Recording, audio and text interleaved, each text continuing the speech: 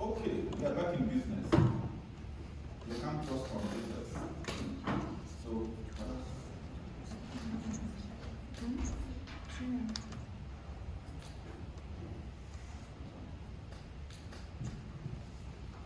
alright, so the first thing we want to do is to look at 6 internal tools. Before I do that, I have to disable my, what's it called, virus and threat protection one more time. So I need to go and make sure that my environment is ready to allow me look at the malware, because if I don't do this, it may not let me download the malware. So what I want to do is to come here, go to the folder where I have my malwares, and for the first time, I want to run the malware. So students, we have the askboss.exe, and in some cases, like you will see in the next assessment, most malware authors are not stupid. What they do, they treat the malware to remain dormant until the right conditions are met. So for example, if you just try to run the malware, it's not going to run because it knows that you want to debug it, you want to analyze it, you want to play with it. So they will stay dormant. What they will do instead is to behave like not a malware at all. So our job is to know that and then pretend to be the right environment. So let's say the malware is checking if debugger is present. If there's a debugger, it does not run. What do? We go and say debugger is not present.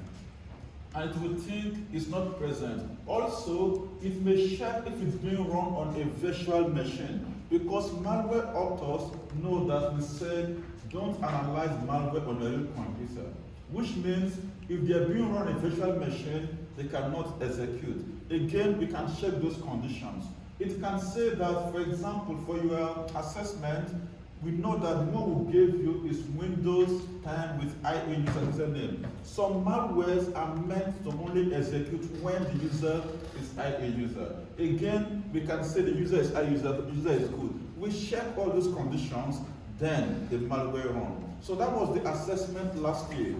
The students will tell me, oh doctor, it's not working, it's not running. And I know that they have to meet those conditions to make the malware run. So in this case, maybe not everything runs. And you will discover this for the next assessment, when you have to make the malware run. But for now, from what you did in the first semester assessment, we know that askboss.exe is not, what's it called?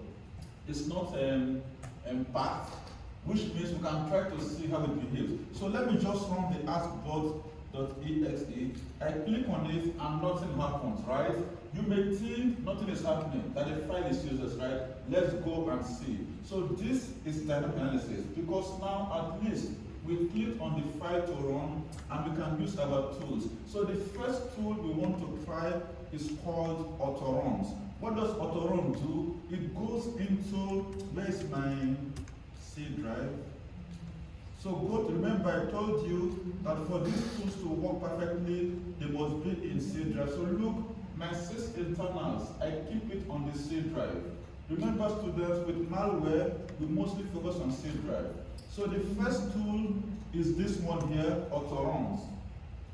So click on the autoruns. We have 2 versions, like every other tool. We have 32-bit and 64-bit. So the first one, we can just double click on it and it will start. Give it some time to load. Why is this tool so important and powerful? This tool is going to scan my entire machine and find out that every tool, every application, every software that runs a good process. Because most of you will have, oh, I have a slow laptop, my laptop is lagging, because there are so many things that run in the background. So most malware, most of you, if you saw anything about persistence in the last assessment, persistence means the malware resides in the boot area, in the autorun area, and whenever you restart, it runs again. So with autorun tool, we can see every single application, whatever runs during startup, which means we know when they are persistent, and we can manually delete them because we know the locations. Okay, let's start to look at it now. So the autorun tool is the first tool, and in fact, you can do this on your real computer to see what actually loads when you start your computer. So students, what have you noticed? So the first thing we have, I'm giving some time because it's still going to load all the areas. So looking at the entry, the autorun entry, look to the left. The first thing we have is the logon. So logon tells you whatever you're going to use to log in.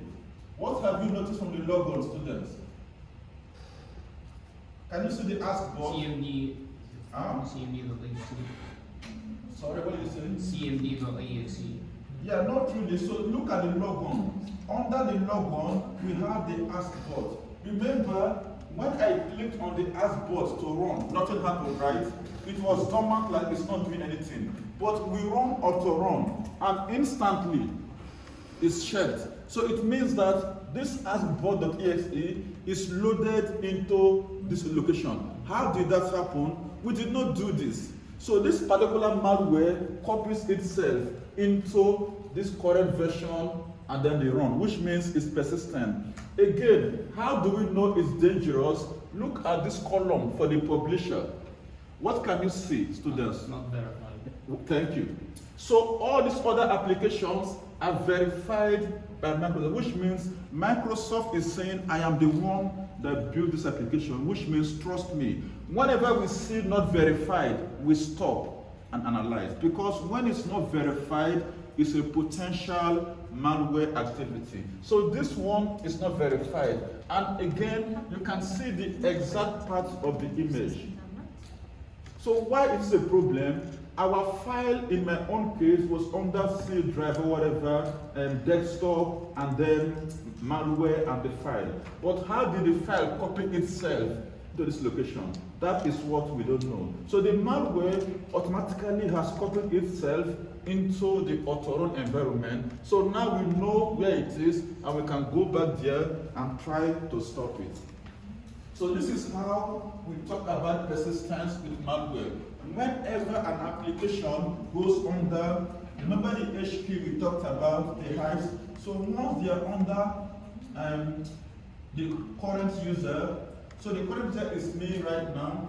So under the current user, you have the software, Microsoft, Windows, current version, and run. And it's copied itself. So if you can see here, we know exactly where it's going to. So now we know the exact location, which means we can go there and do this. So see, it's under C drive, users, IE user, app data, roaming, Microsoft passport. So now we know where the malware is going to hide. We found two things about the malware. One is not signed, one is hiding somewhere. We can go to that location and try to also see. We can jump to entry, we can delete it, we can even check virus total. But later, I'm going to use a different tool called Process Explorer to help me understand more about this piece of malware. At least we've confirmed that because it's not verified according to SAMA, it means it's a potential malware. So what can I do? I can go to properties to see more about this. And from properties, I can see that the file is copied into this new location now. So I know that I can go and check where it's located. If I go and see compatibility, again, I can see run this program, run mode for Windows 8 and different conditions that's meant to run there. We can look at security, what is allowed and denied. We can see details of this, and we can see previous versions. So that's what I want to look at now. Let's look and see if we can find other instances of malware. So let's go around. So look at this one here. We have this one that says not verified, but even though it's not verified, it says from Microsoft. Do we think it's malware? How can we confirm that? In most cases, Microsoft may have an application, but they've stopped to support. It's like Windows 7 and Windows 8. So maybe it's still coming up as Microsoft, but it's not supported. So not verified, we can go and check, and we can jump to entry, we can jump to image. Okay, so I click jump to entry and it takes me to the place where I have the file. So it opens up the same file where I have, and I can jump, sorry. Okay, and it takes me to the exact location on the C drive where the file is stored. In this case, the file is shell ext.dll. So let's say it's a malware, we can simply remove the file from here. But this is not enough because somebody must have loaded this file, and our job is to find the root source of where the file came from. So that is why autoruns is good to detect where the file is located, but we need something else to know exactly who is the father of the file or application or process. Okay, so autorun, what we are looking at for is to look at the publisher, if it's verified or not. We can look at the image part and know exactly where it is copied into. The timestamp is not too important, and later we will have seen virus total result. So this is what is a bit new from what Mark has done. He has incorporated virus total where you can see if the file has been spotted as a virus before, like you did the assessment. So that's why I was trying to put, now let me try one more time, if it won't crash my laptop again. So let me try to make it not one more time, because I need to see the virus total results of what I'm doing. So without the internet, you can't see the result. Okay, so what I want to see is to view, let me see, CMD, if I have the right IP address, ipconfig/.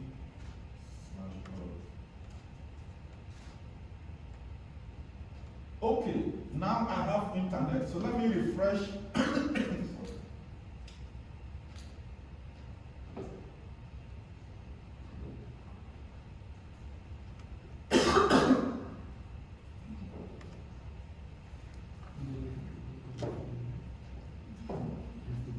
Okay, we will come back to this virus total stuff, and you can see where it becomes significant. All right, so this is the first tool for the day, autoruns. Autoruns, nothing can hide from autoruns. If you go to your normal Windows, Windows have what is called the startup programs. If you look on that, most malwares can hide from Windows default startup environment. That is why we use autoruns to try and confirm whatever boots at runtime when you start the computer. I will come back to this. Let me close autoruns and we can look at the next tool. So the next tool I've planned for you, where's my little reminder so I don't get astray? The next tool I've planned for you is to check for signals and other things. Okay.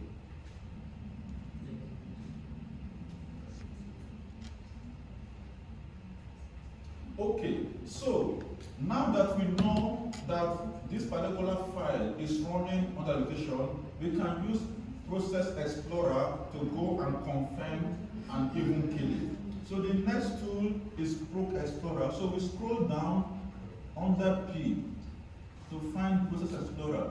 Not down. Okay, here we go.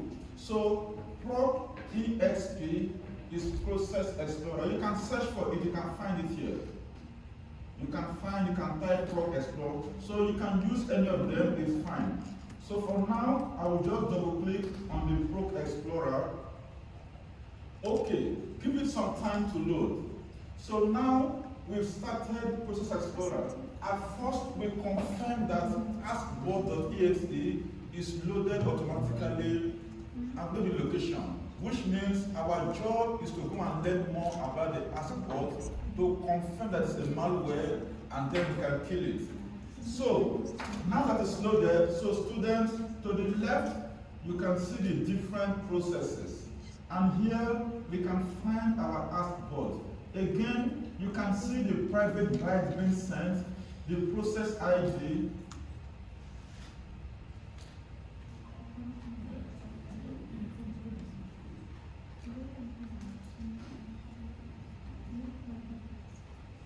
Okay, So the process ID and the company that actually signed and verified it. So to the right, we can also see the various total result if they've spotted this for anything malicious.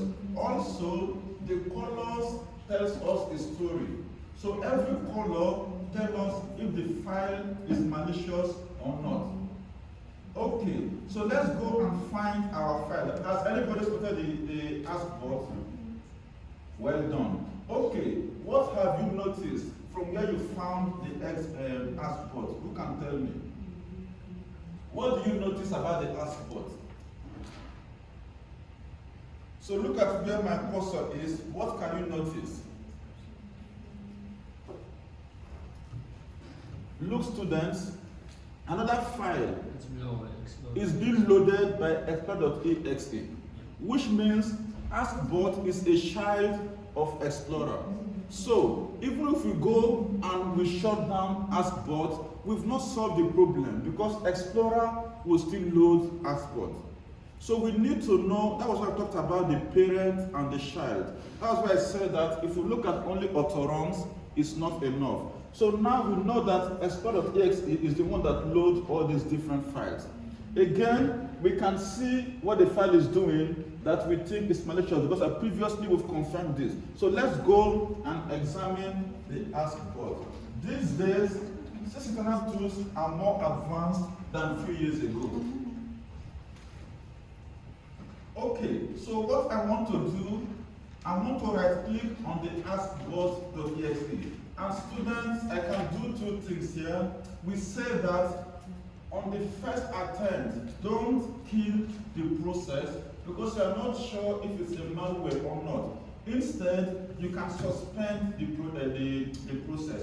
But what I want to do instead is to go and examine further about this. So I'll go back one more time. So I right click on AskBot.exe and I went to properties. So when I went to properties of the file, you can see the image. What is happening here, students? The image has copied itself into this path. And I can now click explore, that will take me to the exact location of where the file copied itself to. So now I've discovered where the file is hiding. Remember that in my own case, I kept the file under my desktop and malware. So how did the file move to this location? We have no clue. But at least because of this advanced dynamic tools, we know how to trace the file, track the file to wherever they are hiding. I can either delete this file here, which I think is useless because they can always create it back. So now we confirm that about the image. Anybody have that? Okay. So let me just close this for now. Let's pretend that we don't care and the malware auto think he's smart. So the next thing again, look at the command line being used and the directory and look again. This is the autorun location. Remember, we talked about registry editor with the registry and the H key. So the H key is very important to us. So students, did you notice here that it's under soft, what's it called? Microsoft Windows current version run. This is where you have the autorun or the persistence. So now we can explore and confirm the exact location if it stores a value. That was why in your assessment you may see set reg value or get reg value. This is the location where we can see. So with this tool, if I click explore, it takes me, okay, I need to log in as admin. I should have used admin. And if I had done admin, because regedit is very secure, it will have taken me there. So let me just confirm, because I know the location, I will do run on my computer, and you will type regedit. Let's try to see. So type run and regedit, and click OK. This should open registry editor. So we can follow this. So it says that under current user, right? So this is the current user, this one here. So the second hive, under current user, that's the autorun location, and then under softwares, so students follow me, and then under Microsoft, where is it? Here. And then Windows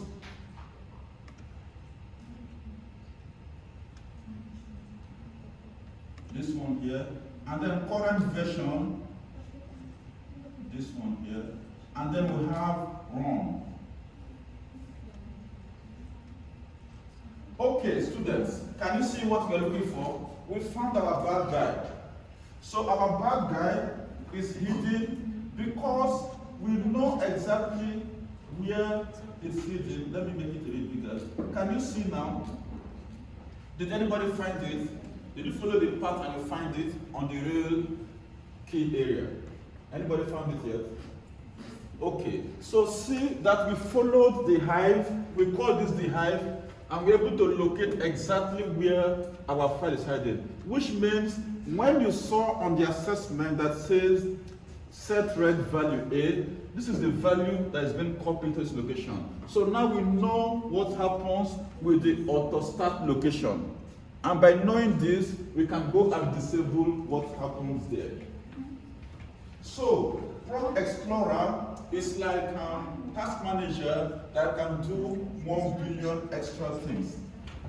For now, I will close this, and you can see here, look, this one, it says value not set.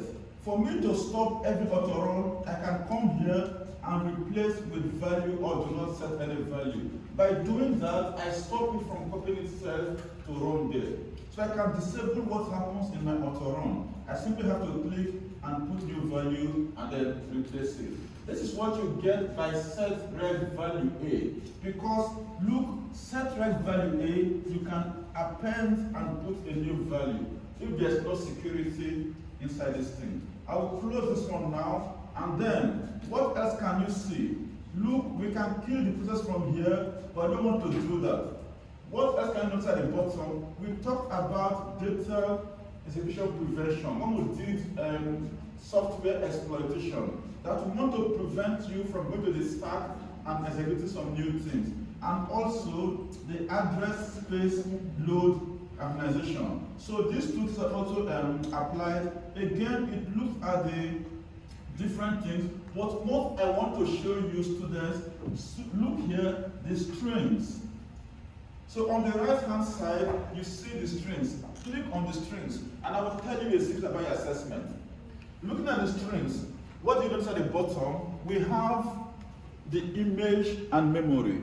For task number 4, who did task number 4 very well in the assessment? Who was able to do it? What did you notice? The file was packed, right? Yeah. Which means there was obfuscation. Yeah. What does it mean? They are trying to hide some things from you, the analyst.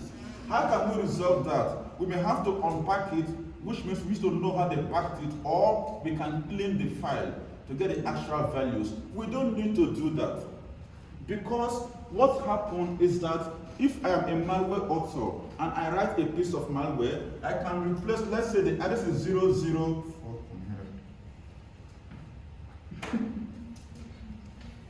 If the address is 002021. In fact, for task number 4, there's one particular address that the value is changing. The address remains the same, but on the strings, you may have something like this, or you may have something different.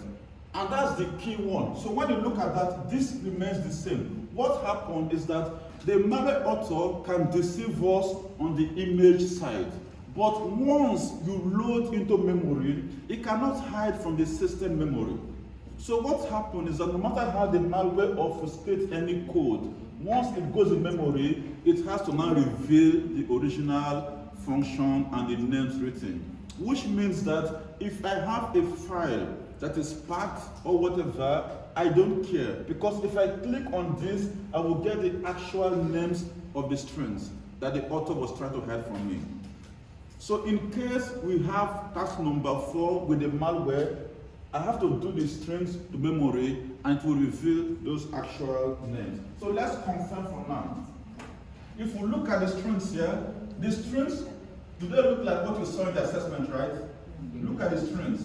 They are like what you had in the assessment, is the exact same thing. So if I keep scrolling, you can see all the different functions. Can you see the ask bot, everything, all the sorts of crap? So how can we use this? 1 second. How can we use this? Once I click on memory like this, the strings will change because now I load it like it's inside the real machine. And by doing this, the strings cannot hide from me anymore. Okay, once I load the memory, now I want to try and trigger the strings. So the next thing I do, I go to find. Find is a search tool. What do I want to find? I want to find, I'm just playing right now, anything that involves a website. So we use HTTP, for example. So if I type HTTP, I can say find, and here we go. I found a string that connects to the internet. Let's say task number 4 was about keyloggers. You can then find those different things. So this Proc Explorer is more advanced that can combine and do all sorts of things at the same time. Did anybody find anything about web browser, anything? No. So you can still scroll down and you see more instances of the web page. And we can go down and see more. So look here, internet open, HTTP open request, and all sorts of things. So this is how we can use Proc Explorer. In this case, we actually run the malware before we examine it. If I don't run the malware, I won't see anything. Or if the malware is dormant and is pretending, I may not see anything. This is why these tools are for direct connection of the malware, because we now run the malware. Because we've tried last semester with static, we have an idea, now we run it. Okay, so you can always find things you want. You can find and you can say match the whole word, you can match cases and all sorts of things. So this is why this string here is slightly more ahead of the previous string that stands alone as a tool. Again, you can see that some of you that plays video game, who plays video game?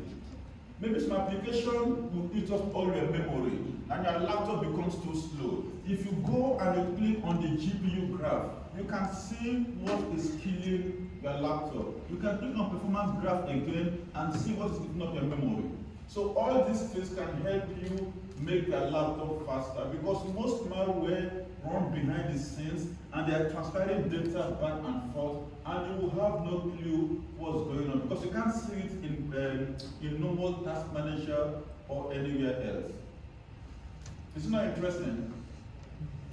Okay, so our focus is on the image and also on the strings. We can also check security and see what is allowed, what's not allowed. So I don't want to waste more time on this one. So I can leave this now and go back. So this tool, like I've said, is important. So because I've confirmed that it's a malware, I'll show you the next thing to do. So the next thing, I have to go and find it back again. Okay, so students, because I can't see, or let's pretend that we don't know where I can't find my malware, you can use the find here. So you can use find and filter process. I'm sorry.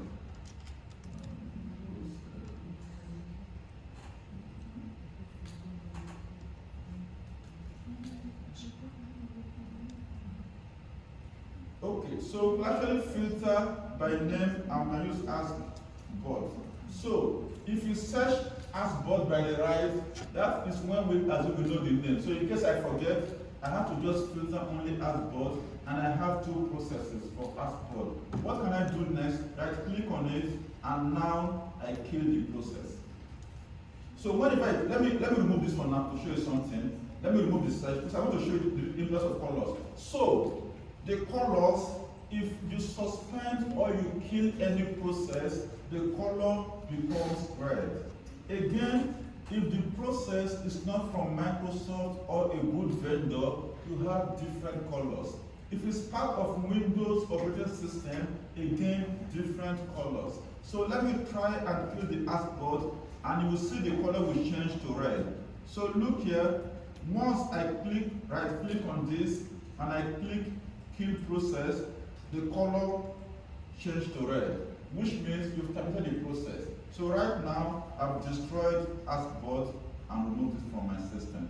Okay, the second one again, I've killed AskBot. So if you do this, it means you help your company save them millions of building. Because if the malware is running in the background, you found the malware and you kill the malware and you find a way to stop the malware from reproducing.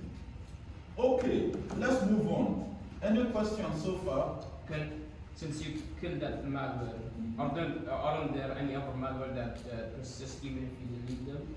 That's what we have to find every instance of the malware running. In this case, we have two running. So we can come back later and let me search again. So ask, but you see, nothing is here anymore. So if the malware comes back, then you can see it when you search again. But in my own case, I killed the malware and it's not coming back. And I know where it's being stored now. So I can actually go and do more things by stopping that location where it copies itself into and put security there. So you can say, don't allow new files to be copied to this location. That way, the malware will always go to the same location and you'll stop that from happening.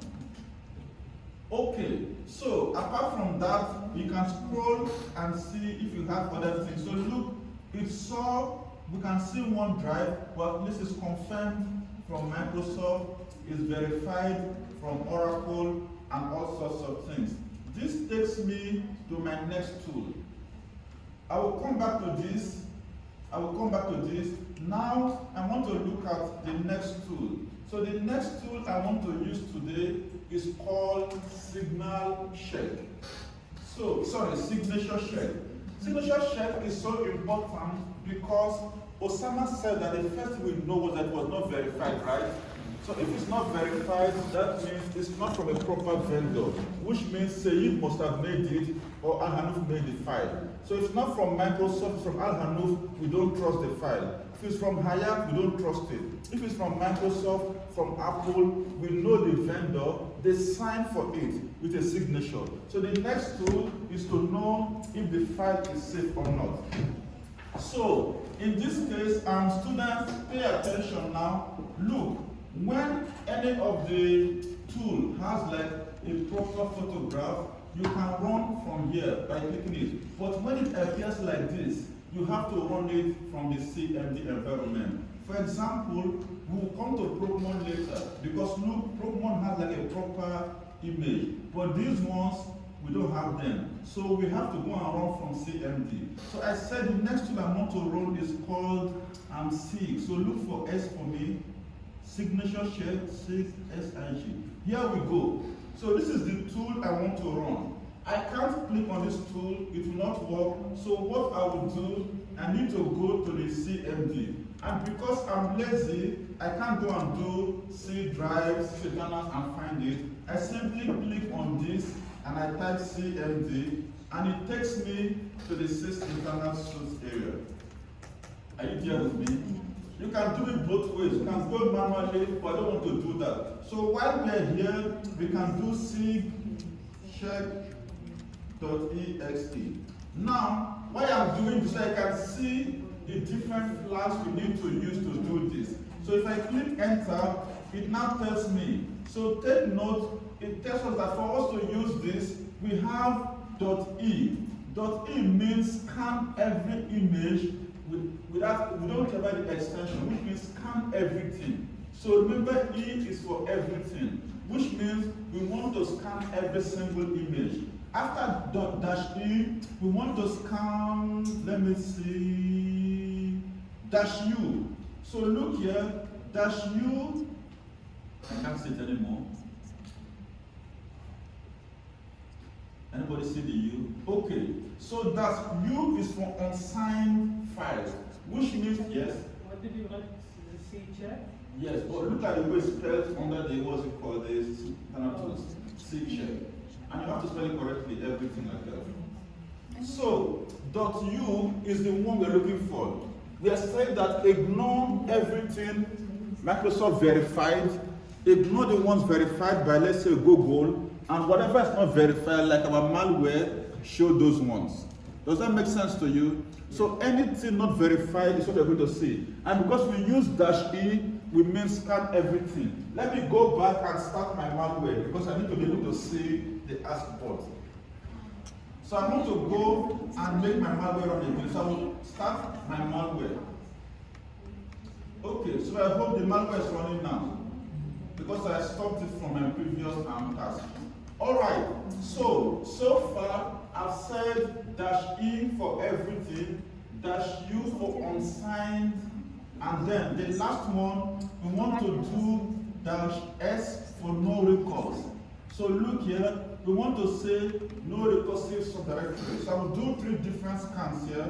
So what I do the seed check and -e for everything, -u for unsigned only, which means I don't want to scan every single one I see. And finally -s, thank you, for no recourse. So if I do this, I have to specify where it should scan. So I want to scan C drive. Students of malware, C drive is where we have multiple things. So C drive and /. So now I've told the scan what to do and where to scan, which means every image that is unsigned, it should produce a result for me. So let it perform the miracles. Okay. Anybody have something going on? So right now, every application, whatever file is not signed, I will see with my signal check. Is it working for you? The command is sig check -a. You have to type it accurately. Yeah, it's just -a minus. Don't need to find it. Yeah, so they're not spelling correct. No, it's not.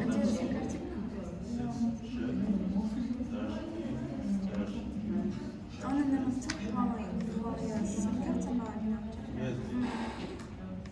شنو؟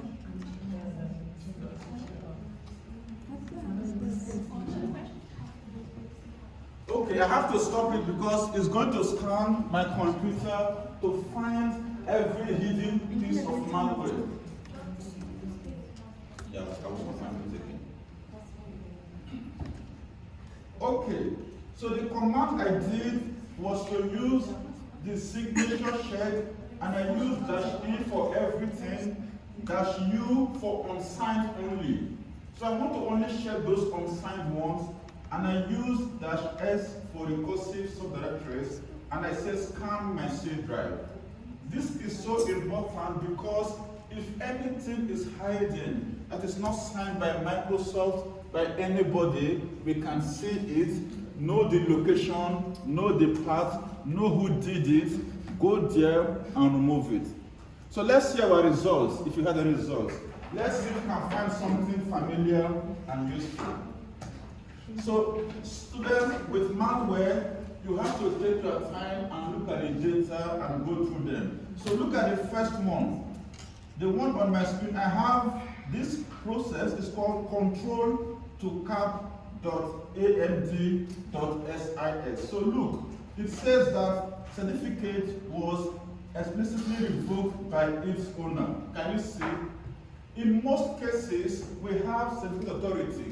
For example, BUB is being sponsored by, let's say, Amazon as a root user. So if Amazon, or we don't pay the money to Amazon again, even though we have certificate before, they can say we'll stop doing with BUB, which means we are out of the market. We can still pretend to work with Amazon. In that case, that's why we got this message that was revoked by its user. Some students of BUB, maybe they failed 200 times and they are kicked out. They still have the ID card. They can say, I'm a student of BUB.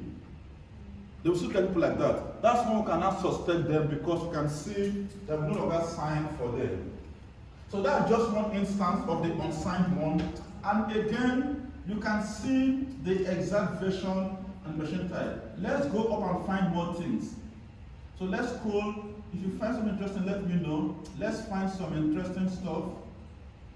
I want some things that has more data in them.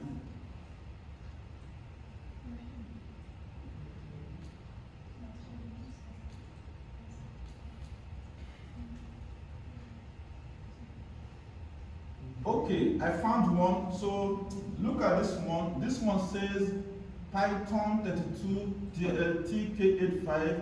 It's unsigned and it's from Active State Corporation. So which company is called Active State Corporation? We can then go and use other tools to find out if they're a good company or they're a false company. This takes me back to a tool that we all used last year, level 5, called Whois. Remember Whois?